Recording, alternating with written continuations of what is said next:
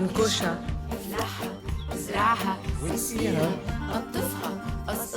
During full lockdown, Nadine Labaki, the multi-award-winning film director, used her talent to help encourage the Lebanese to change their habits and start to plant their own food on their balconies and in their courtyards.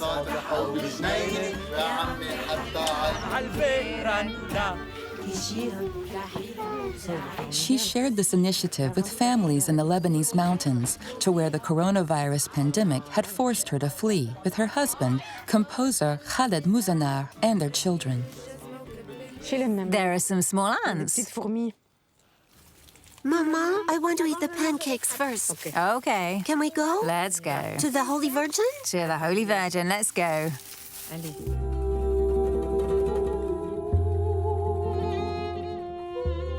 Humans need to believe in something bigger than them. For a while, humans believed that nature was smaller than they were, so they stopped believing in nature. Now we're coming back to the idea and understanding once again that nature is bigger and stronger than us. So we're more inclined to revere nature once more.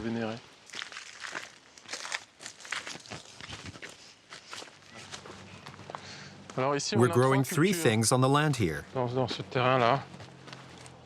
We've got olive trees, vines, there are two varieties of grapes there, and sumac. It's been very hot. Look, all the olives have fallen. We've already lost half of the vines this year because there was a week of extreme heat. And since they hadn't reached maturity, we had to wait, and we lost half the harvest. But the wine is still quite good this year. I feel connected to the history of the people who have lived on this land over the centuries. A very strong connection. So by taking up wine growing and the methods of wine production and so on, I'm carrying out the same actions that have been carried out for thousands of years. By the Canaanites and the Phoenicians, for example. So I really feel closely connected to history by growing both wine and olives. I don't put barriers between myself and nature. Just like these herbs that grow here, I also grew up here. And I feel good. My DNA feels good on this land. I accept my condition of being a living, breathing animal that was born here and will die here. But I'd like to fertilize this soil and not go elsewhere to fertilize. In a region of deserts, Lebanon is a green oasis. Mother Nature does not withhold her favors here. She can be very kind as long as humans live in harmony with her, do not mistreat her, or disregard her. The country should no longer be considered the Switzerland of the Middle East. The land stretches out from summer to winter, and the mountains are a refuge for its children. In places where nature was less favorable, as in the mountains, farmers were forced to be more creative.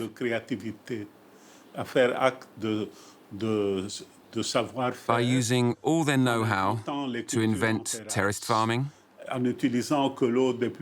by using rainwater to grow crops, which would fulfill the needs of local villages and guarantee their autonomy.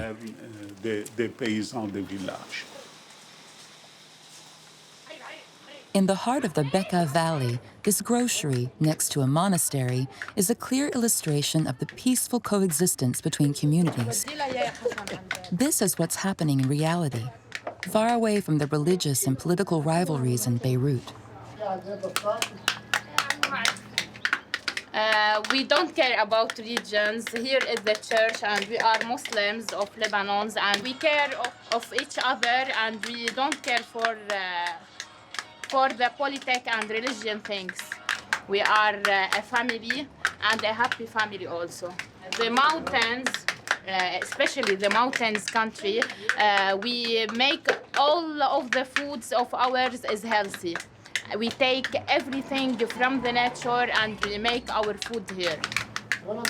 Yes, it's new for me because before I lived in Beirut. It's a city and we don't have any idea like this. But when I married and I live here, I learned all the things of city is have colors, additives, and we have some high percentage of cancer in Lebanon, and it's from the polluted food. And especially with Corona, too much people they search for the healthy food, and they come to others.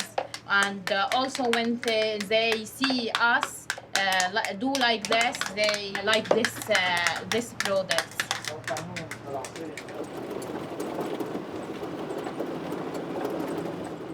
Michel Scaff is the heir of one of the big landowning families which took over at the fall of the Ottoman Empire. Today he is an activist for the preservation of the environment. On the millennial lands, he fights for the conservation of nature and ecotourism as a means to counter climate change and the dwindling of water resources. Look at those trees over there. European oaks, all of them. They're not local. We also have cedar trees too.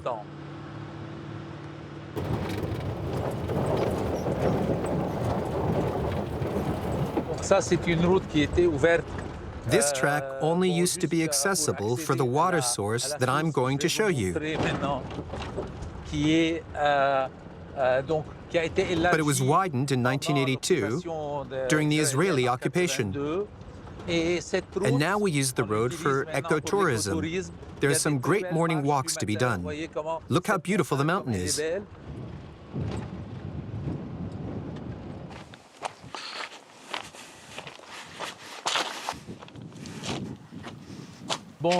We're at the end of the season now, and so there's not much water left. Look at all the bullet holes in the door. So fighting for water in war and peacetime is an old story. Absolutely. And it's going to get worse, especially as water becomes, unfortunately with global warming, you can see that normally there should be more water here. We're on the border with the desert. If we give up, the desert will take over, and that's a real worry. We want to conduct what we call grassroots diplomacy. This means implementing conservation and showing that conservation has a positive economic and social benefit. It's not just diplomats signing documents who will save water. That sort of diplomacy has never worked. That's all in the past. Louis XIV is long gone. The more we tamper with the environment and look after it badly, the bigger the influx of refugees into Europe.